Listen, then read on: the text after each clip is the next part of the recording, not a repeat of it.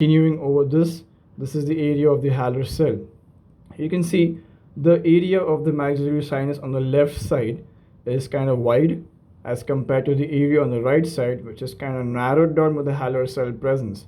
So this halar cell blocks or narrows down the drainage area of the maxillary sinus. So the halar cell, we studied the halar cell. Next, so this is the area of the cribriform. That's the septum kind of pushed to the left side, and this is a perpendicular. This is the maxillary crest area, completely opacified maxillary sinus on the left side, halar cell on the right side. The lamina being completely intact, no dehiscence or erosion whatsoever. Now this is the posterior most aspect of the frontal recess, and this you can see in this section. This is the maxillary sinus area, and still you can see a bit of cell superiorly above the orbit. So this could be a supraorbital cell which is also having opacification on bilateral aspects. So supraorbital cell draining into the frontal recess, and sometimes even more posteriorly continuing as a supraorbital recess. So we could see the frontal recess anterior to which was the agar nasi. So if you keep going posteriorly, this is the frontal recess proper. This is the frontal recess. Now, if you keep on going posteriorly, you should visualize the area of the bulla ethmoidalis, because the frontal recess is bounded posteriorly by the area of the bulla ethmoidalis. Now, what is bulla ethmoidalis? Bulla ethmoidalis is the most consistent and the anterior most ethmoidal cell, which is a huge cell attached laterally on the lamina papyracea. So the aim here is to find the bulla ethmoidalis and how you can do that. Now just keep on following the frontal recess area. This is a frontal recess area. Just keep on following this frontal recess area. This is a frontal recess area. The septum with a bulge towards the left side, the halar cell. Just keep on going posteriorly. Okay, just keep on going posteriorly. In such cases, it becomes very difficult to identify any structure, because the amount of opacification this patient is having, there is complete blinding of the structures in the nasal cavity. Okay, so according to me, in such cases where you are not able to identify the bulla ethmoidalis or any major structure over here, one easy step is to just keep on following and identify the anterior ethmoidal artery. Now you can see here, that's the anterior ethmoidal artery proper, and this is the area of the posterior most aspect of the anterior ethmoidal artery canal. So now once you have identified the anterior ethmoidal artery, now we all know, as I have said in my previous videos of how to read a CT scan, I have shown in detail how to identify the anterior ethmoidal artery. Now once you have identified the anterior ethmoidal artery over here, we all know that the anterior ethmoidal artery is just anterior to the ground lamella, few millimeters anterior to the ground lamella. We know that it is few millimeters anterior to the ground lamella. So we are still in the anterior ethmoidal region. We have not crossed the ground lamella. We have not entered into the posterior ethmoids. So presence of the anterior ethmoidal artery in such conditions is very essential. Once we identify the presence of the anterior ethmoidal artery over here, just keep on coming anterior. This is a very initial most of the anterior aspect of the anterior ethmoidal artery canal. This is the artery proper.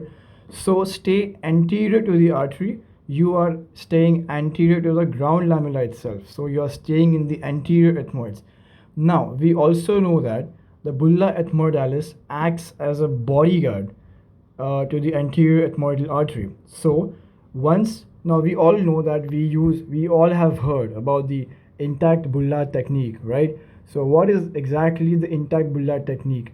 Now the bulla is kept intact, and we open up the frontal sinuses so as to, just for one reason, to protect the anterior ethmoidal artery.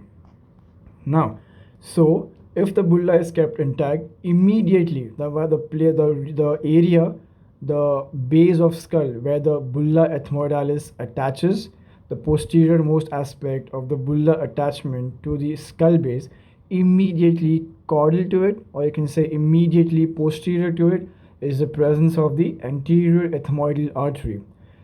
Most cases, about like more than 90%, 90 to 95% of cases, the anterior ethmoidal artery will be present between the ground lamella and the bulla ethmoidalis. The bulla ethmoidalis being the second lamella, and the ground, or the middle one through the turbinate, being the third lamella.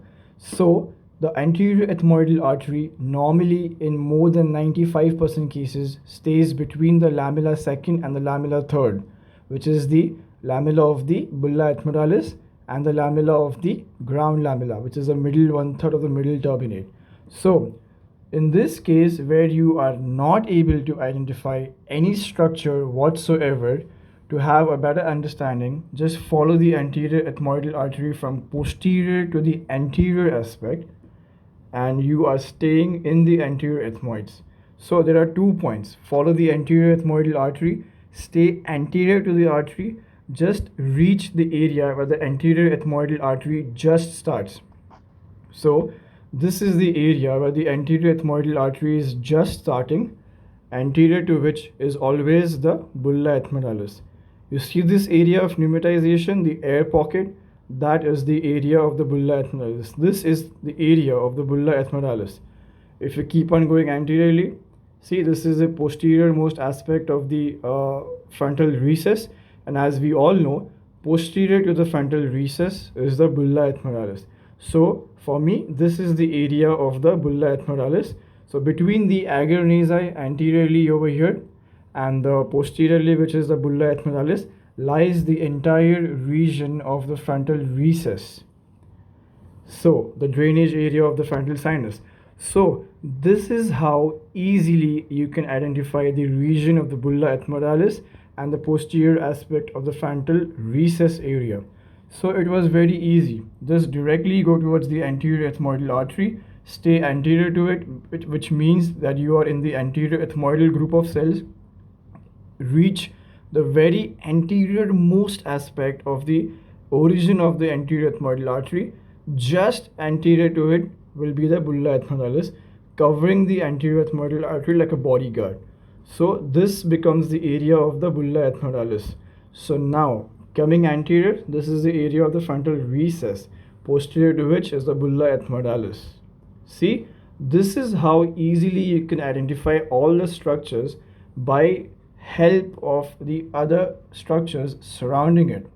And this is why I always stress to get a scan of minimum 0.6 to a maximum 1 mm scan. Now, because the thickness of the anterior ethmoidal artery itself is 0.8 to 0.9 mm. So if you're ordering a scan of 2 mm, or you can say more than 2 mm, sometimes the scans may not be picking up the anterior ethmoidal artery, or sometimes the technician or the radiologist skips the cuts in which the anterior ethmoidal artery is present. So it becomes very difficult for the surgeon to identify the landmark and stay on path. So it's very essential to get a 1 mm scan done to know the better understanding of the anatomy. So this is how you find the bulla ethmoidalis. So this completes the relation of the frontal recess to the agar nasi over here and the bulla ethmoidalis over here. So if we see in all these scans, the entire nasal cavity on the bilateral aspect is full of opacification, with the septum completely deviated to the left side. The convexity is towards the left side. We could see a Haller cell over here, which is very important to be opened up during the intra-op surgery. So as we keep on going behind, you can see the opacification completely on the left maxillary sinus. Still, the lamina papyracea is completely intact. There is no breach in the lamina papyracea. And if we go on posteriorly, we can see the complete opacification, and we could localize the anterior ethmoidal artery on this side. Now, as I've said in my previous videos, the entire detailed structure anatomy of the anterior ethmoidal artery. Now, the anterior ethmoidal artery is basically a branch of the ophthalmic artery. The ophthalmic artery is a branch of the internal carotid artery. Now, there are a few points on how you can identify the anterior ethmoidal artery basically. Now, as I said, the bulla ethmoidalis, actually there are 4 points. I'll go in detail over here. There are 4 points. The first very point being the orbital anatomy. Now, orbital anatomy in terms of the muscular anatomy. Now, as we all know, the orbit starts, this is the very beginning. This is the very beginning of the orbit. As we go posteriorly, this is the orbit. We can see the lens over here, the lens of the eye we can see over here. So as we keep on going posteriorly, see, this is the area where the muscles of the orbit are coming into picture. Okay, so as we go posteriorly, we can see the muscles getting more prominent in the orbit. So these muscles play a very important role in identification of the anterior ethmoidal artery. Now see, this is the anterior ethmoidal artery, as I said before. This is the anterior ethmoidal artery. So look at the shape. This is the orbit, the area where there is a triangular pull. See, this is a triangle shape. This is a triangular shape. This sign where the anterior ethmoidal artery is coming out into the canal. This canal is called as the orbitocranial canal. This is giving a triangular shape coming from the lamina. That is called on the CT scan as Kennedy nipple sign. Kennedy nipple sign. So you see this? This is the superior rectus. This is the inferior rectus. This is the medial rectus. This is the lateral rectus. This is the optic nerve in the center, and small muscle you can see at the edge of the canal. That's the superior oblique muscle. Okay, so that's the superior oblique muscle. So you can have a clear picture here: superior, inferior, medial, lateral rectus, the optic nerve in the center, and this is the superior oblique, the small muscle over here. So it is said that when the superior oblique, here you can see the superior oblique and the medial recti come in very close connection to each other, the anterior ethmoidal artery exits at that very point. So that is called as the confluence of the medial rectus with the superior oblique, where the artery exits outside towards the lateral lamella of the cribriform. So this is the area of the anterior ethmoidal artery. So that's the first point on how you can actually identify the anterior ethmoidal artery depending on the orbital muscle anatomy. Now, other 3 points are: the very first point, the most consistent point, being the ground lamella. Now, the ground lamella is the middle 1/3 of the middle turbinate, which is in a coronal section, which lies in a coronal axis and is called as the ground lamella or the basal lamella. Now, as you can see over here, the entire nasal structure is distorted. It is very difficult to identify where the ground lamella exactly starts, where it exactly ends.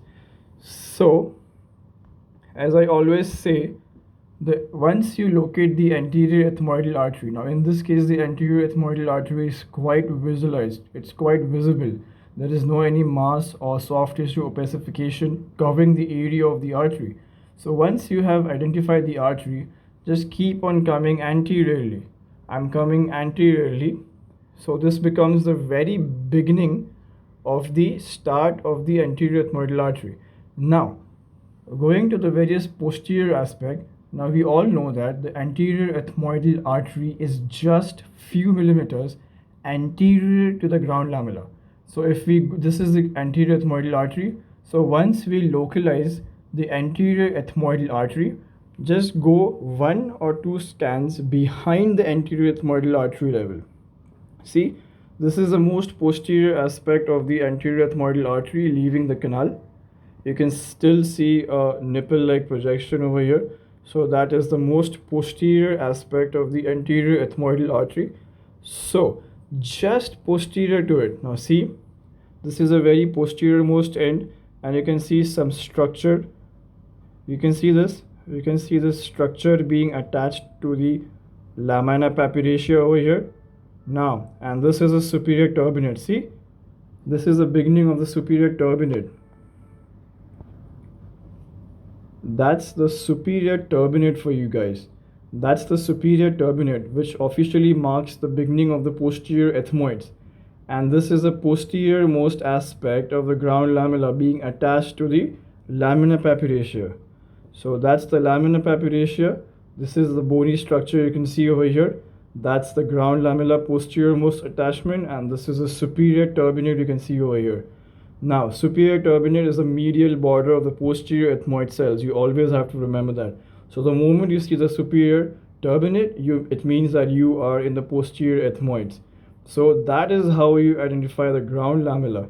Normally, to find the artery, we find the ground lamella, but in this case of distortion of the entire nasal anatomy being completely opacified, we are using the anterior ethmoidal artery as an identification point for the ground lamella. This is called as reverse identification. So this is the anterior ethmoidal artery, the most posterior aspect. This is the ground lamella. So this is how you identify the ground lamella attached to the lamina papyracea and the artery being just anterior to the ground lamella.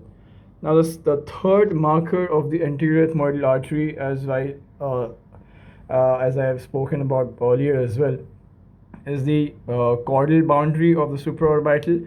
Now the supraorbital cell, if excessively pneumatized, now we could see this is the posterior area, this is the bulla ethmoidalis, this area of the frontal recess. So the area of the frontal recess we entirely examined. So this was the area of the frontal recess, the bulla ethmoidalis, the frontal recess most posterior aspect. This is the bulla ethmoidalis. Now if we go behind the bulla ethmoidalis, whatever structure like this you see above the orbit, like a small mini frontal sinus, that is actually the supraorbital cell. That is the supraorbital cell. See, it's so posteriorly. That's the supraorbital cell. It's not here anymore. So that's the supraorbital cell. Now it is said that immediately where the supraorbital cell ends, immediately caudal to it is the anterior ethmoidal artery. See, this is the anterior ethmoidal artery proper, and this was a prominent supraorbital cell. Immediately caudal to the supraorbital cell is the anterior ethmoidal artery, as you can all see over here. That's the supraorbital cell, very caudal part. And the fourth point is the presence of the bulla ethmoidalis. Now, exactly the place where the lamella of the bulla attaches, it is immediately posterior to it. Now, so there are 4 points. One is the muscular anatomy of the orbit, second is the ground lamella, third is the bulla ethmoidalis, and fourth is the supraorbital cell. So this is how you can identify the presence of and the exact location of the anterior ethmoidal artery over here. This area being completely opacified with the distorted anatomy, this is completely opacified, so it becomes very difficult for us to understand where exactly the anatomy is. So you can keep on following. Now, as I said, this is the beginning of the superior turbinate over here. That's the superior turbinate. So we have officially entered into the posterior ethmoids. If you go a scan behind, you can see the superior turbinate over here. This is quite more prominent. That's the superior turbinate. And as we go behind, this entire area now belongs to the posterior ethmoids. As I keep on following behind, that's the superior turbinate. Keep on going behind, that's the posterior ethmoidal region. Keep on going behind, you can see the superior turbinate, the posterior ethmoids. Just keep on following the scan. We are still in the posterior ethmoids. This is also the posterior ethmoids. You can see the superior turbinate over here. This is also the region of the posterior most aspect of the posterior ethmoids, and this is officially the beginning of the sphenoid sinus. Now, how did I identify that this is the posterior most aspect of the posterior group of ethmoid cells and this is the sphenoid sinus? Now, this is very easy. Just keep a close watch on how the transition is occurring over here. Now, whenever you are entering from the anterior to the posterior ethmoids and from the posterior ethmoids to the sphenoid. There are few variations which are fixed. It will never change. Okay, I will tell you in very short these few changes or few transitions that occur when you enter first from the anterior to the posterior ethmoids, and second when you're entering from the posterior ethmoids into the sphenoid sinus. So the first, I'll start with the transition from anterior to the posterior ethmoids. Now we could all see that this was the region of the anterior ethmoids over here. Okay, so this was the, see, just keep an eye on the anterior ethmoidal artery. Anterior ethmoidal artery is in the posterior most aspect of the anterior ethmoids. So the anterior ethmoidal artery will always be in the anterior ethmoid cavity. It will not be present in the posterior ethmoidal cavity. Very rarely, very rarest of the rare cases, it can be found in the posterior ethmoidal roof or near the frontal recess area. Okay, so as I said, more than 95% cases it lies between the bulla ethmoralis and the ground lamella. So it stays in the anterior ethmoidal cavity. So just locate the anterior ethmoidal artery, so which is in the anterior ethmoidal cavity. So keep a close look on that. So this is the anterior ethmoidal cavity. So as you're moving behind, this is still the anterior ethmoid, this is the anterior ethmoid. This is the posterior most aspect of the anterior ethmoids. Now this is the superior turbinate, you can see. That's the superior turbinate. So this is the beginning of the posterior ethmoids from this scan onwards. Now, the first thing to look for is the orbit. Now look at the orbit. It's quite huge and circular. The orbit is quite huge and circular in the anterior ethmoids area. The moment you go in the posterior ethmoids from this scan onwards, see the change in the anatomy of the orbit. It starts becoming conical from circular to conical. See, it is becoming conical and it decreases in size and eventually becomes stenosed. Eventually it becomes so conical and it just disappears.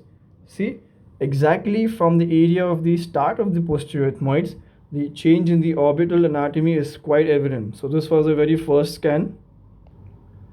Here. This is a superior turbinate. Okay, this is a superior turbinate over here. So beyond this scan starts the posterior ethmoids. See, just keep on following the orbital anatomy. This is the orbit, which is circular and huge. Okay, just this is the circular and huge orbital anatomy.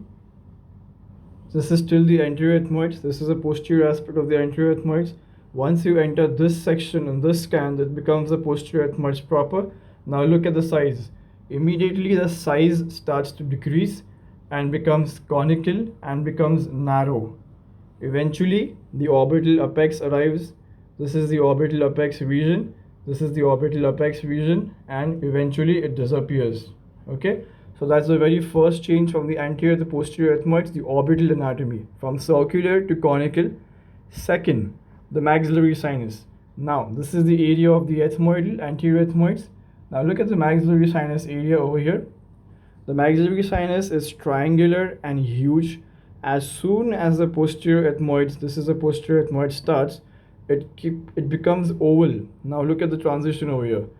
It is triangular, it becomes oval over here. It starts becoming oval. See, look, compare the shape over here, the maxilla. This over here, this is triangular in anterior ethmoids and becomes oval in posterior ethmoids. Eventually it becomes oval. It becomes oval and elongated and eventually fades off. See this? Eventually fades off. So that's the second transition. First was the orbit from circular to conical.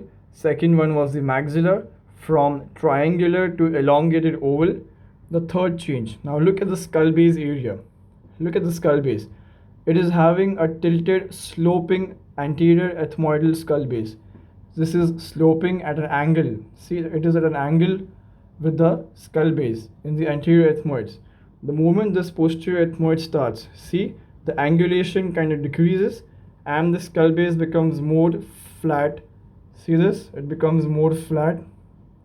it is becoming more flatter. Now this is completely flat, completely flat. This is all flat. See the third major change, from a slopy skull base in the anterior ethmoids. See this angulated slopy skull base to a straight horizontal skull base in the posterior ethmoids. So that's the third major change. The fourth change is the number and the size of the anterior ethmoidal cells and the posterior ethmoidal cells. Now, the anterior ethmoidal cells have small size and huge numbers in the anterior ethmoid cells. Now, as these are all opacified, it is difficult to make it out. And in the posterior ethmoidal cells, the cell size is larger and few in number. You can see the cell size over here. It is large and few in number. Look at the cell size over here. They are small and multiple.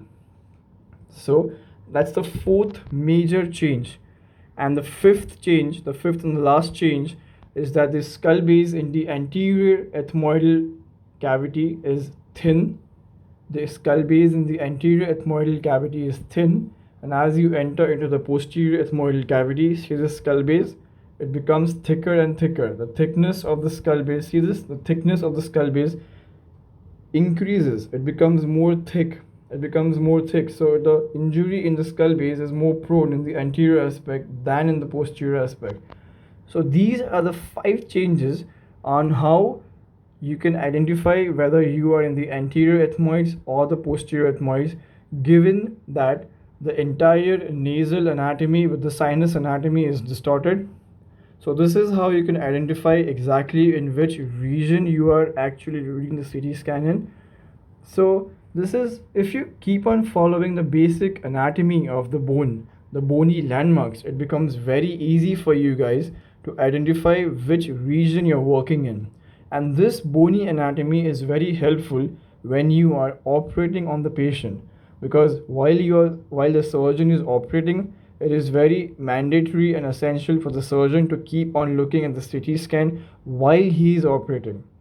And once you know the basic anatomy of the CT scan, only then you are going to be confident while doing the surgery without any complications to the patient.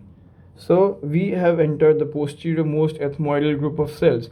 Now the transition from the posterior ethmoids into the sphenoid sinus.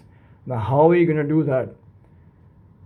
2 basic points. First of all, see the skull base. Okay, this is the orbit. Now listen very carefully. Okay, this is the orbit, right? And this is the orbital plate here over here. So basically this is a frontal bone. Which bone? This is the frontal bone, and this is the orbital plate of the frontal bone. Okay, that is the orbital plate